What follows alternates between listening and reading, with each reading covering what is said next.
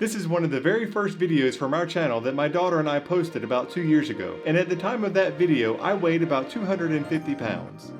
And this is a picture from a few years before that where I also weighed 250 pounds. And if we go digital and zoom in a little bit, you can see that I'm rocking hard the double chin.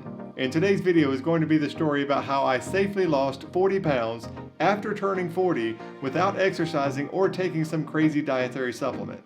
This is truly a topic I never thought I would be discussing. But in addition to these pictures I have from years ago that clearly depict me being overweight, I also have the healthcare record from my doctor's office visit from the year 2019. You can see that it shows my weight at the time was 244 pounds. Now I'm 6'1", so that gives me a BMI of over 32, which means I'm obese. Not overweight, obese. And I get it. As a medical doctor, I understand the limitations of the body mass index and how it really isn't a great indicator of overall health, but at least for the purposes of this video, we're going to use the BMI and my weight to reflect objective changes. Before I get into it, let's look at one more video from 2 years ago which prompted the change in my lifestyle. You can see here that as we are releasing our rehabilitated squirrels back into the wild, my ankles are swelling. And that is what prompted my visit to established care with someone who is now my primary doctor. In addition to routine blood tests, because of my swelling in my ankles, she also did EKGs and an echocardiogram of my heart to make sure there was no dysfunction. Fortunately for me, all those tests came back negative, but the bad news is it pretty much confirmed that I was obese, in poor health, and without rapid change within the next year, she threatened to put me on medications. Thankfully, I was able to lose the weight safely by only making 3 changes in my life, and that's what the purpose of this video was going to be. Now, I realize everyone's road to obesity and poor health is a little bit different, so let's look at how I got to where I was, because if your story matches mine, then there's a pretty good chance that if you make the changes I'm going to talk about in this video, it could potentially be a path to regaining your health as well. My path to poor health began the summer before college, where I distinctly remember weighing 195 pounds. I had so much more hair back then. And then I went to college, gained the traditional freshman 15, and then I continued to gain weight after that, just like most Americans. And I say most Americans because if you look at this Washington Post article from several years ago where they quote research from the CDC, it appears that Americans typically gain a pound of weight every year until they reach about 60 years old. And the reason that is important is if you are gaining weight with everyone else around you, it becomes easy to normalize what is clearly unhealthy and abnormal. And I personally didn't see myself as unhealthy or obese because typically I was hanging out with my friends who were also on the same weight gain track that I was. I'm really throwing them under the bus right now. I love you guys. But in my case, it wasn't until my ankles started swelling where I took a step back, really looked objectively at my overall state of health and realized how bad it was. So that brings us to change number 1, sugar. I know it sounds simple, but I was eating way too much of it. In fact, on an almost daily basis, I would go around the house looking for a treat, and I would shamelessly raid the kids' candy bags, calling it the father tax. And when I was at work and needed a mid-shift snack, I would routinely go to the employee lounge, but would always skip over the healthy snacks like bars and nuts and go straight to the Oreos. A lot of Oreos.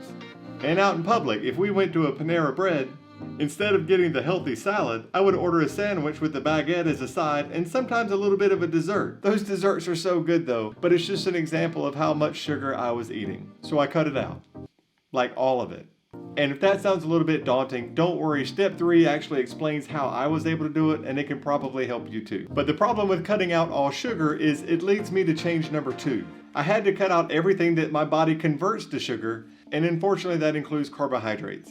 Now I'm not going to belabor the point because most of us know that carbohydrates are broken down in our body to sugars, so when you eat bread and pasta with all the carbohydrates, it's basically like eating a Hershey candy bar. But did you know that in the mouth there's an enzyme called salivary amylase, whose main job is to break down carbohydrates into sugars. So what that means is, right as you eat the food, before it even gets to your esophagus, your body is already breaking down the carbohydrates into sugars. Which, interestingly enough, if you chew a cracker long enough without swallowing it, it's why eventually you'll begin to taste sweet. So let's go back to that Panera Bread example. In my mind, because of their marketing, you think you're eating well because of all the healthy options they have. But I didn't have the discipline to order the healthy options. I would eat the meals that ultimately were pumped full of sugar and carbohydrates, but still leave the restaurant feeling pretty good about myself because I ate at a healthy restaurant.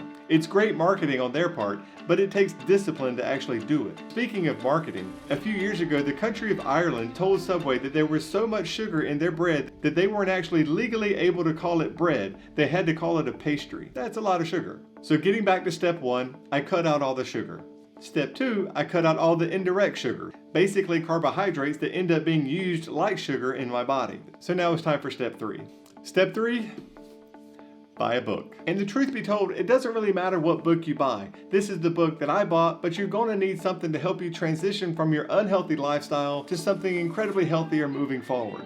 Because the problem is, sugar is very addictive. It's very much like an illicit street drug. Once your body gets used to it, it's really hard to break that habit. And that's what was really nice about this book. As described in the title, it's basically a 10-day detox from sugar. The menu isn't easy, however, because the hard part is time. It takes a lot of time to prepare healthy meals. I probably wouldn't be able to do this alone if it wasn't for the help of my incredibly supportive wife, who essentially prepared 99% of the meals. So it definitely helps to have a partner when you're doing something like this. The other problem is healthy food isn't cheap either. Fruit and vegetables are definitely and unfortunately way more expensive than cheap frozen dinners. I certainly understand in today's economy wanting to save money as much as possible. And it can be a hard sale to spend $5 on a pack of strawberries when you can get an entire meal at McDonald's for the same price. But just think about how much that knee replacement is going to be in 15 years when your body begins to shut down. And that's what mine was doing. Over the last year or so, people have been asking me regularly what kind of diet I did. And I hate answering that question because diet seems to be so punitive. Basically, it's now my lifestyle. If it has sugar and carbohydrates in it, I try really hard to avoid it. So with 3 changes, cutting out the sugar, the carbohydrates, and buying a book to help me along the way, that's essentially how I went from 244 pounds down to 204 pounds, a BMI of 35 down to 25, and feeling much better about my overall state of health. Your body legitimately treats sugar as a drug. It is very addictive, and it truly is a hard thing to stop consuming if you eat it on a regular basis. I will leave a link in the description of this book down below if this is something that you're interested in doing.